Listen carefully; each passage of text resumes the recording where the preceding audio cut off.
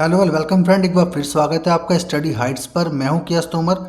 Friends, आज की video में हम बात करेंगे दिसंबर 2022 एग्ज़ाम के लिए जो मिनिमम पासिंग मार्क्स हैं किसी भी सब्जेक्ट में। अगर आप किसी भी कोर्स को इग्नू से कर रहे हैं तो आपको पता होना चाहिए कि आपके सब्जेक्ट में कितने मिनिमम पासिंग मार्क्स हैं और कितने मार्क्स आने के बाद आप अपने सब्जेक्ट को क्लियर कर पाएंगे।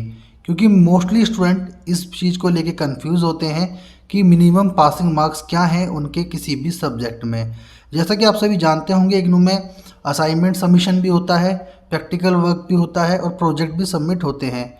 सबके लिए असाइनमेंट मार्क्स के साथ साथ बाकी सभी थ्योरी मार्क्स के लिए भी एक मिनिमम पासिंग क्राइटेरिया रखा गया है, जो मैं आपको यहाँ क्लियर करने वाला हूँ। सबसे पहले मैं बता दूं, अगर आप इग्नू में असाइनमेंट सबमिट करते हैं, चाहे वो किसी भी कोर्स के लिए हो, bachelor degree, master degree, certificate, diploma या कोई भी कोर्स आप इग्नू से कर रहे हैं, तो उसके लिए जो मिनिमम पासिंग मार्क्स इग्नू ने डिसाइड किए हैं वो हैं 40 आउट ऑफ 100। यानी 100 में से आपको 40 नंबर चाहिए होंगे, तभी आप अपने असाइनमेंट को क्लियर कर पाएंगे। अगर किसी असाइनमेंट में आपके 40 से कम मार्क्स आते हैं, यानी 39 या उससे कम मार्क्स हैं, तो आपको असाइनमेंट दोबारा से सबमिट करना होगा। जब तक 40 मार्क्स नहीं आएंगे आपके असाइनमेंट में, तब तक आपका असाइनमेंट कंप्लीट नहीं होगा, चाहे आप इग्नू से कोई भी कोर्स कर रहे हों। ये बैचलर डिग्री, मास्टर डिग्री सभी प्रोग्राम के लिए सेम है। और उसके बाद मैं आपको बता दूं, अगर आप टर्म एंड एग्जामिनेशन की बात करें, और टर्म एंड एग्जामिनेशन में भी मास्टर डिग्री और बैचलर डिग्री दोनों के लिए क्राइटेरिया सेम रखा गया है।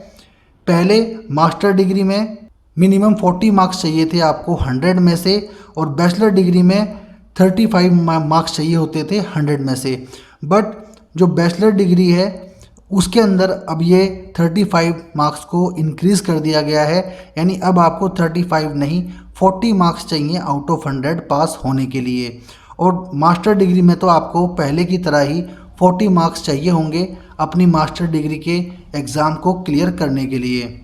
देन अब मैं आपको बता देता हूँ उन बाकी कोर्सेज़ के लिए भी जिनके एग्ज़ाम 100 मार्क्स से कम के होते हैं। क्योंकि काफ़ी स्टूडेंट्स के जो एग्ज़ाम्स होंगे, क्वेश्चन पेपर आएंगे, वो 70 मार्क्स के भी आएंगे और 50 मार्क्स के भी आएंगे। जिन स्टूडेंट के क्वेश्चन पेपर 70 मार्क्स के हैं, उनके मिनिमम पासिंग मार्क्स होंगे 25 नंबर आपको चाहिए होंगे 70 में से, तभी आप अपने सब्जेक्ट को क्लियर कर पाएंगे।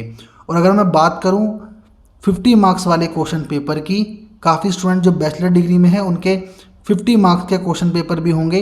उनको 50 में से 20 नंबर चाहिए होंगे, यानी 20 मार्क्स आपको कंपलसरी चाहिए अपने टर्म एंड थ्योरी एग्ज़ाम को क्लियर करने के लिए।